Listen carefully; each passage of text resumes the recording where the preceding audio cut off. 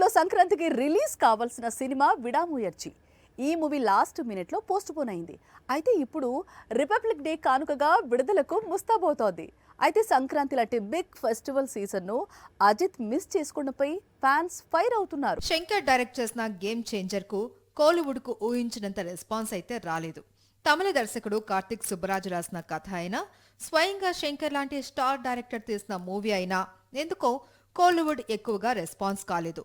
అక్కడి నుంచి భారీ కలెక్షన్స్ రాలేదు. అయితే ఇదే సమయంలో అజిత్ నటించిన కొత్త చిత్రం ముందనుకున్న విధంగా సంక్రాంతికి రిలీజ్ అయి ఉంటే తమిళనాట బాక్సాఫీస్ రికార్డులన్నీ షేక్ అయి ఉండేవని స్టార్ హీరోల అభిమానులు తెగ ఫీల్ అవుతున్నారు. 2 ఏళ్ల క్రితం ఇదే సంక్రాంతి సీజన్ లో విజయ్ కొత్త సినిమా బాలీసుతో పోటీ పడుతూ తునీవు చిత్రాన్ని విడుదల చేశాడు అజిత్.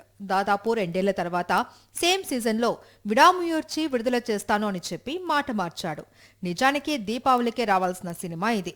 కానీ జనవరి 23న విడుదలకు సిద్ధమవుతోంది.